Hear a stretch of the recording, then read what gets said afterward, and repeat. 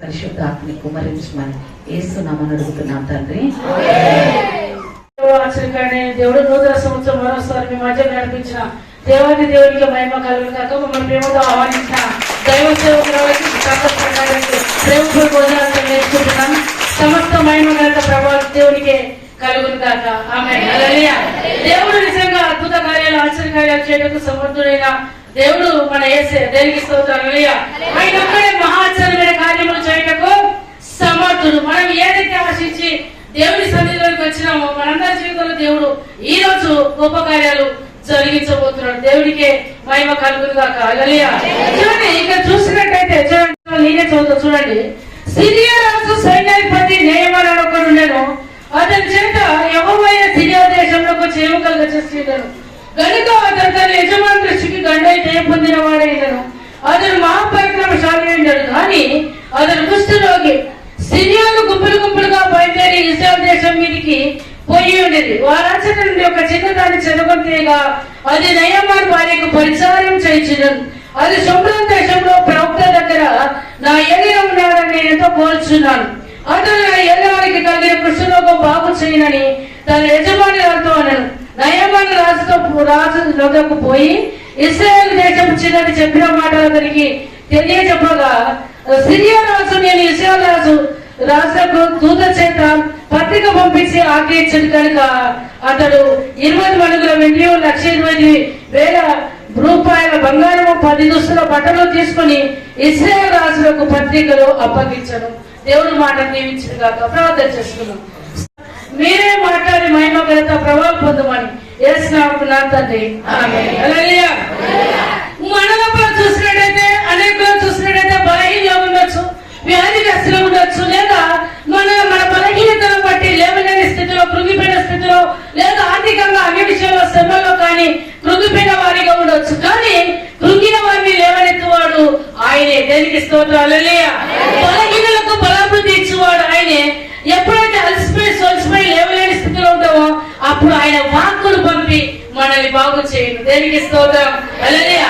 ఆయన వాక్కులను మనల్ని బ్రతికించండి. ఇక్కడ చూసినట్టయితే చూడండి, సిరియా దేశంలో చూసినట్టయితే ఒక చిన్నదాన్ని వీళ్ళు చెరగొని తీసుకొని వచ్చింది. ఇక్కడ చూసినట్టయితే నయమాను ఒక రాజుకు కుష్ఠ వ్యాధి కలిగింది. దేనికి స్తోత్రం. హల్లెలూయా. రాజు ఆస్థానంలో చూసినట్టయితే అనేక మంది వైద్యులు ఉంటారు, అనేక మంది ఉంటారు, కానీ ఆయన రోగం బాగైతే లేదు. అంటే చూడండి, మన ఎడల దేవుని యొక్క ప్రణాళిక ఉండి దేవుడు ఎప్పుడు ఎవరి చేత ఏ కార్యం జరిగించాలో ఆయన తెలుసు. తెలుసు. దేవునికి స్తోత్రం. హల్లెలూయా. ఇక్కడ చూసినట్లయితే ఆ నయం అక్కడ చూసినట్టయితే చూడండి, సిరియా రాజు దగ్గర ఒక చిన్నది చెరగొని తీసుకొచ్చిన ఆ చిన్నది ఉపచారం చేస్తాను. ఆ చిన్నది చెప్తుంది చూడండి, దేవుడంటే ఒక ప్రవక్త ఉన్నాడు, ఆయన దగ్గరికి వెళ్ళినట్టయితే ఆయన నయమాన్ని ఇక్కడికి వచ్చినట్టయితే అద్భుతం జరుగుతుందని సువార్త చెప్తారు. దేవునికి స్తోత్రం. హల్లెలూయా. చెరగని వచ్చిన చిన్నది చిన్నపిల్ల భయముతో వణుకుని మంచిగా అతని దేవుని నామం మహిమపరిచే రీతిగా తన సేవకుని గురించి అక్కడ చెప్తాను. దేవునికి స్తోత్రం. హల్లెలూయా. అయితే చూడండి, అక్కడికి వెళ్ళినట్టయితే కుష్ఠరోగం బాగైతుందని చెప్తాను. మన జీవితంలో శ్రమలు కలిగినప్పుడు లేదా కష్టాలు కలిగినప్పుడు బాధ ప్రార్థన వెళ్ళలేని చోటికి వెళ్ళి మా ప్రాకారాలు దుర్గాలను పడగొట్టగలని ప్రార్థన. దేవునికి స్తోత్రం. ప్రార్థన పట్టుదలని ప్రార్థించాలి. ప్రార్థన ద్వారా ఏ కార్యమైన దేవుడు చేయగలడు. ప్రార్థన సింహాల నోరు మోయించింది. ప్రార్థన ఎరుకో గొడవ పోగొట్టింది. దేనికి స్తోత్రం. హల్లెలూయా. ప్రార్థన ఎర్ర సముద్రాన్ని పాయలుగా చేసేసింది. దేనికి స్తోత్రం. హల్లెలూయా. ఆయనకు అసాధ్యమైన కార్యం ఏంటి లేదు. అయితే చూడండి, ఈమె ఎవరి గురించి చెప్తానంటే ఎలీషా ప్రవక్త గురించి చెప్తాను. నయం అని అనుకున్నాడు, నా దగ్గర బంగారం ఉన్నది, వెండి ఉన్నది, కావాల్సినంత సేవకుడి దగ్గర పంపించినట్టయితే సేవకుడు నా దగ్గరకు వచ్చి నన్ను బాగు చేస్తాడు అనుకున్నాడు. దేవునికి స్తోత్రం. హల్లెలూయా. చూడండి, మనము దేవుని దగ్గర రావాలి. దేవుడు మన దగ్గరికి ఏమండి, మనం చర్చికి రావాలా లేదా సేవకుడు మన దగ్గర రావాలా? ఆమేన్. హల్లెలూయా. మనం దేవుడి దగ్గరికి వచ్చేప్పుడు దేవుడు మన కార్యాన్ని నెరవేరుస్తాడు. దేనికి స్తోత్రం. హల్లెలూయా. మన అహంకారం ఉండదు, గర్వం ఉండదు, దేశం ఉండదు, మత్సరం ఉండదు, దేవునికి ఆయాసకరమైన మన లోపల ఏది కూడా ఉండదు. సేవకురాలు ఎలా చెప్తుందో అలా నువ్వు నడుచుకున్నప్పుడు నీకు ఆశీర్వాదం. హల్లెలూయా. బంగారం వెండి అన్ని తీసుకొని వచ్చి ఎలీషా ఇక్కడ చూసాడంటే ప్రవక్త రమ్మంటే ప్రవక్త రాలేదు. అయితే చూడండి, రాజుకు కోపం వస్తుంది. అయితే అతను చెప్పిన మాట ఒక మాట చూడండి, అతను ఏం చెప్పలే కానీ ఎలీషా ఇక్కడికి నయమాన్ వచ్చిన తర్వాత ఎలీషా ప్రవక్త ఒక మాట చెప్పింది, అయ్యా నేనేం చేయాల్సిన అవసరం లేదు, కానీ నువ్వు యోర్దాను నదికి పోయి ఎన్నిసార్లు మునగమని చెప్పాడు? 7 సార్లు మునిగినట్టయితే అద్భుతం జరుగుతుందని చెప్పింది. దేనికి స్తోత్రం. హల్లెలూయా. మందిరానికి రావాలి, ఉపవాస ప్రార్థన చేయాలి, సావాసం కలిగి ఉండాలి, సంఘంలో పరిచర్య చేయాలి. అప్పుడు నీ జీవితంలో ఆశీర్వాదం కలుగుతుంది. దేనికి స్తోత్రం. హల్లెలూయా. హల్లెలూయా. దేవుని సంఘంలో నువ్వు ఏది చేసినా ఆశీర్వాదం పొందుకుంటావు. నాకేంది అనుకోవద్దు, కానీ నాది అనుకుని ముందుకొస్తే నీ జీవితంలో కుటుంబం ఆస్వాదించబడుతుంది. దేనికి స్తోత్రం. హల్లెలూయా. ఇక్కడ చూసినట్టయితే చూడండి, నయామాను సనుకోవచ్చు, గురికొచ్చిన దగ్గరికి వచ్చినట్టయితే చెయ్యి పెట్టి వెంటనే బాగు చేస్తాడు కూడా, కానీ ఈయన ఏం చేసిందో యోర్దాను నదికి పోయి 7 సార్లు మునగమని అనొచ్చు. కానీ చూడండి, సేవకుడు చెప్పినట్టు చేస్తే, సేవకులు చెప్పినట్టు చేస్తే మీరు ఆస్వాదించబడతారు. హల్లెలూయా. హల్లెలూయా. సేవకుడైనా సేవకురాలైనా ఉత్తగా ఏర్పరచబడిన వారు కాదు. దేవుడి చేత ప్రత్యేకించి పులిపిట ఎక్కాలంటే ఆశ మాసి మాటలు కాదు. దేనికి స్తోత్రం. హల్లెలూయా. హల్లెలూయా. దేవుడి చేత ప్రత్యేకించబడి ఏర్పరచబడిన వారు, అందుకే వారి నోటిలో వచ్చే ప్రతి మాట దేవుడు రూఢిపడతారు. దేనికి స్తోత్రం. హల్లెలూయా. యోర్దాను నదికి పోయి నయమాను 7 మార్లు ఒకటోసారి మునిగింది బాగానే, రెండోసారి మునిగిన బాగానే, మూడోసారి మునిగిన బాగానే, 5 సార్లు మునిగిన బాగానే. సేవకుడు ఏ మాట చెప్పిండో ఆ మాట ఖచ్చితంగా మన జీవితంలో నెరవేర్చబడుతుంది. హల్లెలూయా. 7వసారి మునిగిండు, పసిపిల్ల దేహంలోనే అయిపోయింది దేహము, వెంటనే స్వస్థత కలిగింది. దేవుని స్తోత్రం. హల్లెలూయా. సేవకురాలు ఏదైతే నీకు బోధించి చెప్పిందో ఆ కలుగుతుంది ఖచ్చితంగా. దేవుని స్తోత్రం.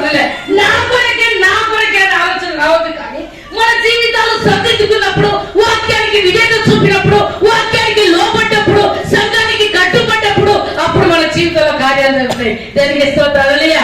చూడండి, సేవ ఎప్పుడైతే ఎలీషా ప్రవక్త మాట విన్నాడో నయమాను జీవితంలో అద్భుతం జరిగింది. అయితే చూడండి, ఎలీషా శిష్యుడు ఎవరట? ఏలియా శిష్యుడు ఎలీషా. ఎలీషా యొక్క శిష్యుడు ఎవరు? గేహాజీ. దేనికి స్తోత్రం. హల్లెలూయా.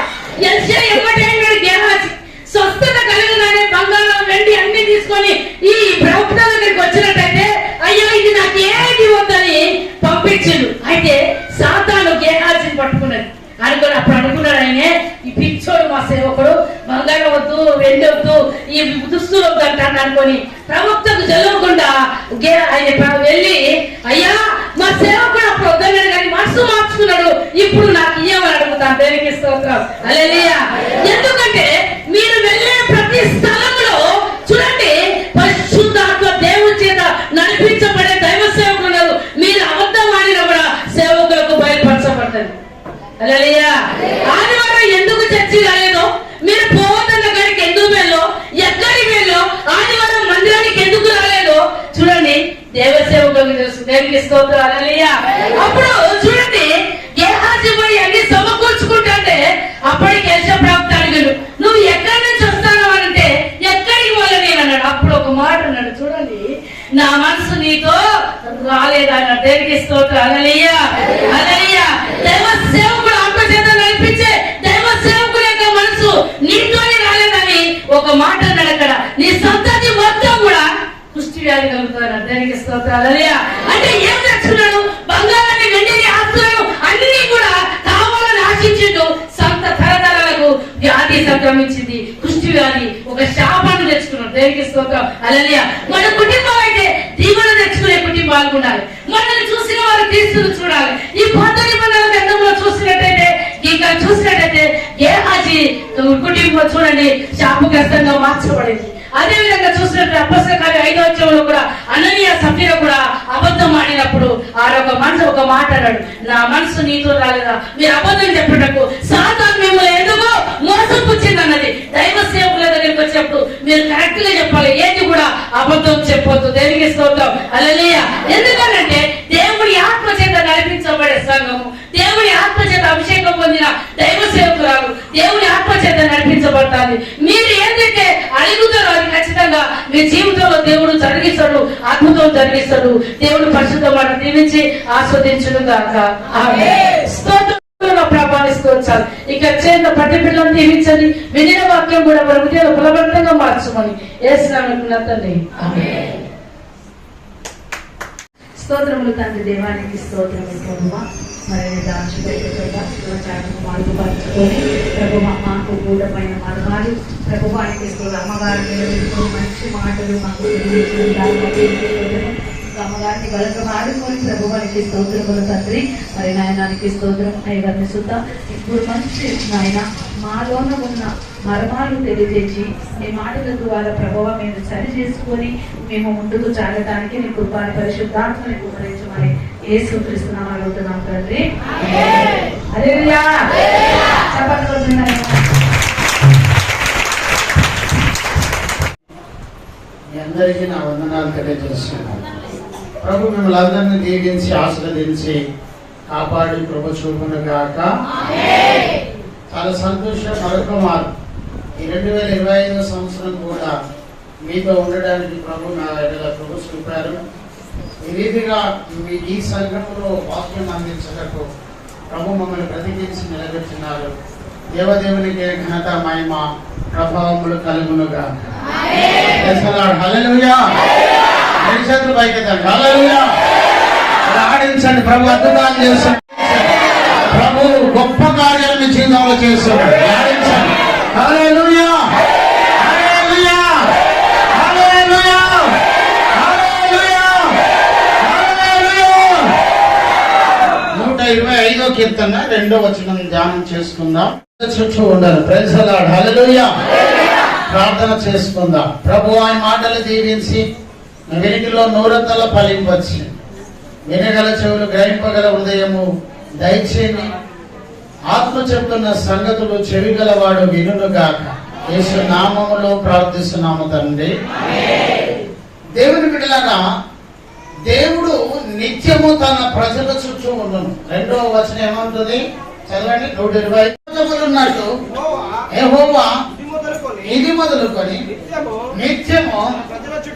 నిత్యము తన ప్రజల చుట్టూ ఉండదు. ఆమేన్. ఇది మొదలుకొని ఈ నూతన సంవత్సరములో దేవుడు ప్రభువైన యేసుక్రీస్తు నిత్యము నీ కుటుంబంలో ఉంటాడు. భయపడకు. నీవేంటో దేవునికి తెలుసు. నీ పరిస్థితి ఏమిటో దేవునికి తెలుసు. నీ స్థితిగతులు ఏమిటో దేవునికి తెలుసు. నీ సమస్య ఏమిటో దేవునికి తెలుసు. ఏ విధంగా నువ్వు బాధపడుతున్నావో, ఏ సమస్యలో నువ్వు కన్నీరు కాలుస్తున్నావో, నిత్యము నీ చుట్టూ దేవుడు ఉంటాడు. నిత్యము నీ సంఘము చుట్టూ దేవుడు ఉంటాడు. ఇది మొదలుకొని నిత్యము ఉంటాడు. Praise the Lord. Hallelujah, hallelujah. అపోస్తలుల కార్యములు 9:31 ఒక మాట ఉంది. అపోస్తలుల కార్యములు 9:30. లూదియా, గలిలయ, సమరయ దేశములంతటా సంఘము క్షమాభివృద్ధి నందుచు సమాధానం కలిగి ఉన్నాను.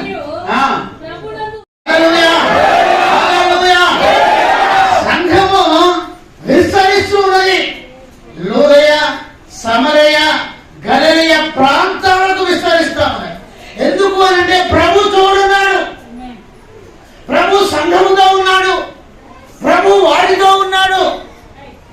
అక్కడ పరిశుద్ధాత్మ ఆదరణ వారికి కలుగుతున్నది.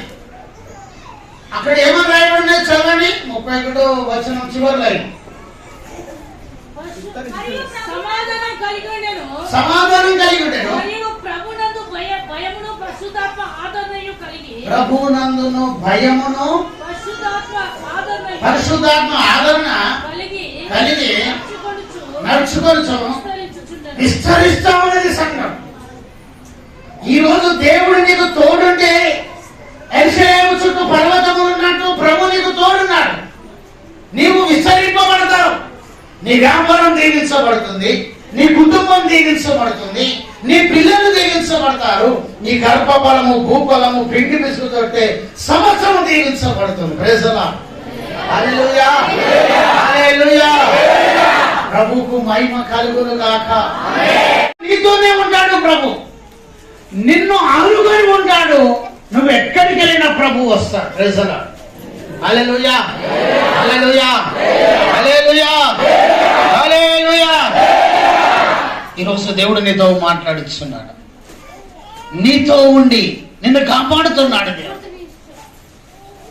నిత్యము నీతో ఉంటాడు. ఇది మొదలుకొని నిత్యము నిన్ను ఆశీర్వదిస్తాడు. గొప్ప కార్యాలు ప్రభు నీ కుటుంబంలో, నీ సంఘములో దేవుడు చేస్తాడు. హల్లెలూయా. ఈ వారంలో ఒక అబ్బాయి ఇందులో ఒక ఆయన పడ్డాడు. బండి మీదకి వెళ్ళి, సైకిల్ మీదకి వెళ్ళి కింద పడ్డట్టుగా కొన్ని చిన్న దెబ్బలు, గాయాలైనట్టుగా దేవుడు చూపెడుతున్నాడు. ఈ మధ్య యాక్సిడెంట్ జరిగిన వాళ్ళు నిలబడండి, ప్రభు చూపెడుతున్నాడు. ఇక్కడ దేవుడు చెప్తున్నాడు, పడిపోయారు బండి మీదకి వెళ్ళి, లేదా సైకిల్ మీదకి వెళ్ళి, లేదా ఇంకొక వెహికల్ వచ్చి కొద్ది యాక్సిడెంట్ అయిన వారు, లేదా గాయాల పాలైన వారు ఇక్కడ ఉన్నారు. యాక్సిడెంట్ అయిన వారు ప్రభు చూపెడుతున్నారు. నిలబడండి. దేవుడు నిన్ను విస్తరింప చేయాలని ప్రభు కోరుకుంటున్నాడు. ఆమె హల్లెలూయా. నిలబడండి. ప్రభు ఇక్కడ ఈ మధ్య బండి మీదకి వెళ్ళి పడిపోయిన వారిని ప్రభు చూపెడుతున్నాడు. సిగ్గుపడకండి. దేవుడు నిన్ను ఆశీర్వదించి నిన్ను దీవించి మగవాళ్ళలో ప్రభువు చూపెడుతూ ఉన్నాడు. దేవుడు నీ జీవితంలో అద్భుతం చేస్తాడు. నిలబడండి.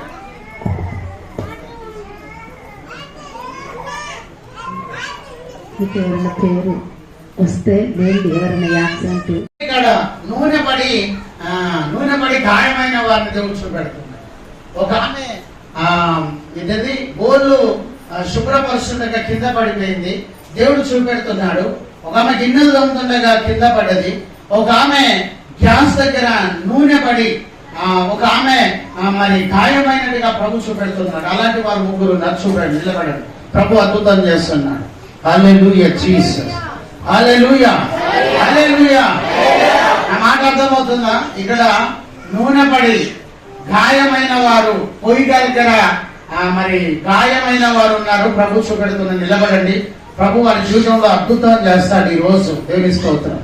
అలోపూర్ను నిలబడండి. వాళ్ళు ఎవరో ముందుకు వస్తే ఇంకొక ప్రార్థన. 25వ కీర్తన 2వ వచనం మరలా చదువుకుందాం. చదవండి, చదవండి. 2వ వచనం. నిలబడండి. పర్వతములు ఉన్నట్టు ఇది మొదలుకొని నిత్యము తన ప్రజల చుట్టూ ఉండును. ఆమేన్. ఈ రోజు వాగ్దాన సందేశం. ఆమేన్. ఎలా ఉంటాడు? నిత్యము ప్రజల చుట్టూ ఉంటాడు. నిత్యము తన ప్రజల చుట్టూ దేవుడు ఉంటాడని వాగ్దానం చేస్తున్నాడు. ఆమేన్. హల్లెలూయా. హల్లెలూయా. దేవుని బిడ్డలారా, నిత్యము తన ప్రజల చుట్టూ ఉంటాడు. నువ్వు దేవుడు లేడనుకుంటున్నావేమో, దేవుడు నన్ను స్వస్థపరచలేడనుకుంటున్నావేమో, దేవుడు నన్ను ఆశీర్వదిస్తలేడనుకుంటున్నావేమో. కానీ దేవుడి వాక్యం ఈరోజు ఈ ఫిబ్రవరి నెలలో నీకు ఇస్తున్న వాగ్దానం, నిత్యము తన ప్రజల చుట్టూ దేవుడు ఉంటాడు. అదే ఎలా ఉంటాడు? నిత్యము, ప్రతి నిత్యము ప్రభు నీతో ఉంటాడు. ఆమేన్. హల్లెలూయా, హల్లెలూయా. నేను చెప్పాను కదా, ఒకరు బోర్లు తోముకుండా పడిపోయారు, ఒకరికి నూనె కాలింది, నిలబడమని చెప్పాను. ప్రభు మిమ్మల్ని ఆశీర్వదిస్తాడు, అద్భుతాలు చేస్తాడు. ఒక యవన సోదరుడు ఇంకొక బండి మీదకి వెళ్ళబడ్డాడు, నిలబడండి, ప్రభు అద్భుతాలు చేస్తాడు. హల్లెలూయా, హల్లెలూయా, హల్లెలూయా. నా తల్లిదండ్రులు నన్ను చేయి విడిచినను, నీ చేయి నన్ను పట్టి విడువలేరు. నా తల్లిదండ్రులు నన్ను చేయి విడిచినను, నీ చేయి నన్ను పట్టి విడువలేరు. నీవే నా కాపరి, నీవే నా ఊపిరి, నీవే నా కాపరి, నీవే నా ఊపిరి. నీవు లేని నా బ్రతుకు, నీవు లేని ఎడారి, నీవు లేని నా బ్రతుకు, నీవు లేని ఎడారి.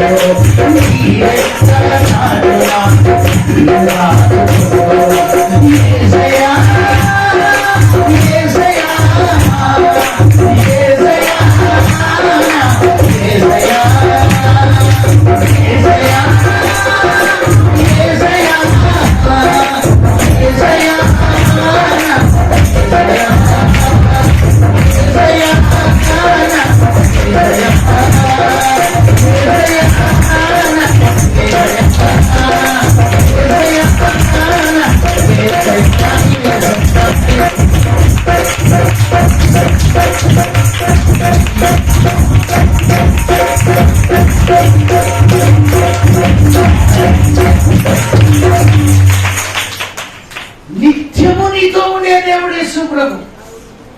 నీ వెళ్ళిపోడు ప్రభు, నిన్ను విడిచిపెట్టడు. దేవుని బిడ్డలారా, ఏప్రిల్ 13:5-6 వచనాల ప్రకారం నిన్ను విడువను ఎడబాయను అంటున్నా.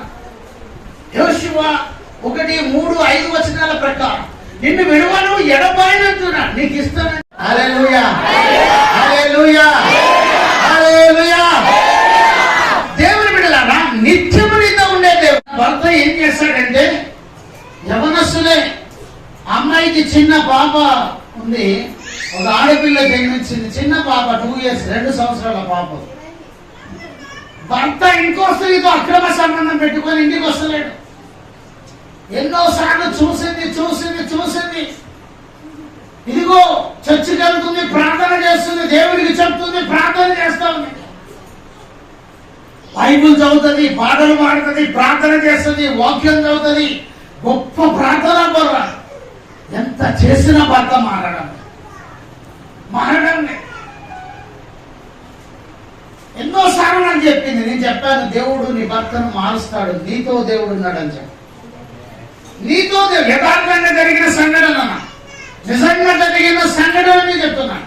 నీతో దేవుడు ఉన్నాడమ్మా అంటే ఏది నాతో ఉంచి. ఆమె నా భర్త తాగుచూ ఉన్నాడు, నా భర్త వ్యభిచారం చేస్తా ఉన్నాడు, నన్ను విడిచిపెట్టి ఇంకో స్త్రీతో తిరుగుతూ ఉన్నాడు. నేనేం చేయాలి అయ్య గారు? పోలీస్ స్టేషన్లో కేసు పెట్టాలా, కోర్టులో కేసు వేయాలా? ఏం చేయాలి? నువ్వేం చేయొద్దు, ప్రార్థనని.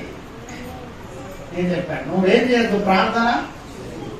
నిత్యము దేవుడు నీతో ఉన్నాడు, ప్రభు నీతోనే ఉన్నాడు. నువ్వు ప్రార్థన చేయి. ప్రార్థన శక్తివంతమైన కవచం. ఫోన్లు స్విచ్ ఆఫ్ చేయాలి. ఏమని చెప్పారు? ఎంత ప్రార్థన చేసినా భర్త ఎక్కువ చేస్తాడు, ఎంత ప్రార్థన చేసినా భర్త ఎక్కువ చేస్తాడు, ఎక్కువ తాగుతాడు, పని లేదు, ఏం లేదు. ఈమెకు తింటందుకు కూడా భోజనం లేదు. కొడతా ఉన్నాడ ప్రార్థన చేస్తాను, కొడతా ఉన్నాడ బైబుల్ చెప్పేస్తా ఉన్నాడు, కొడతా ఉన్నాడ, తిడతా ఉన్నాడ, దూషిస్తా ఉన్నాడు. చర్చికి పోవద్దని దూషిస్తాడు, బైబుల్ చదవద్దు ప్రార్థన చేద్దాం దూషిస్తా ఉన్నాడు. ఆమె ప్రార్థన చేస్తా ఉన్నది, ఆయన తాగుతా ఉన్నాడు, ఇంకో స్త్రీతో అక్రమ సంబంధం పెట్టుకొని తిరుగుతా ఉన్నాడు. ఇష్టాన్ని సంగతి తెలుసు. అయ్యా నా భర్త మొత్తమే మారిపోయింది అయ్యా, మా మీద ప్రేమ లేదయ్యా, ఇంట్లో బియ్యం కూడా లేవు అయ్య గారు, తినడానికి భోజనం లేదు అయ్య గారు, నేను నా పిల్లలు ఒక్క పూట అన్నం వండుకుంటే 3 పూటలు బస్సులు ఉండాల్సి వస్తుంది అయ్యా, నేను నా పిల్లలు ఆకలితో అలమటించి చచ్చిపోతానమ్మయ్యా. పోలీసుల కేసు పెడతాయ్యా. పెద్ద మనుషులలో చెప్తాను, పెద్ద మనుషులలో చెప్పకు, పోలీసుల కేసు పెట్టా. ప్రార్థన చేయి, దేవుడు అద్భుతం చేస్తాడు. భోజనం ఇవ్వట్లేదు, మాకు రేషన్ ఇవ్వట్లేదు, మమ్మల్ని చూసుకోవట్లేదు, మా బాగోగులు చూసుకోవట్లేదు, అసలు చచ్చిల్లా బతికిల్లా చూడట్లేదు. నీతో ఎవరున్నారు? నేను చెప్పాను, నీతో ఎవరున్నారు? నీతో ఉన్న దేవుడు నీ భర్త కంటే గొప్పవాడు, నిన్ను ఆదరిస్తాడు, నీ భర్త ఇప్పుడు ప్రేమిస్తాడు, ఇంకొద్ది ఏళ్ళగా మర్చిపోతాడు. నీ భర్త నువ్వు మంచిగా ఉన్నంత వరకే నీ మీద ప్రేమ, కానీ నువ్వు రోగగ్రస్తురాలు అయితే నీ మీద ప్రేమ ఉండదు. Amen. Praise the Lord. Hallelujah. Hallelujah. Hallelujah. మా ఊళ్ళో ఒక ఆమె ఉన్నది, వరంగల్. ఎంత చెప్పు, ఈ పెట్టు, అరువు, కేకలై 2 గంటలు ప్రార్థన చేసినా ఇప్పుడు అన్నితో అనుకుంటే 3 గంటలు ప్రార్థన ఏడిచి సొల్లు కాసినా కానీ 50 రూపాయల గంట పెడతారు. ఎంత పెడుతుంది? వాళ్ళ ఆయన జీతం ఎంత అంటే 60,000 రూపాయలు. కనీసం 60 రూపాయలన్నా పెట్టాలి, కనీసం 600 పెట్టాలి, కనీసం 100 రూపాయలన్నా పెట్టాలి కదా. 50 రూపాయలు 15 సంవత్సరాలు పెడతాను. ఎన్ని సంవత్సరాలు?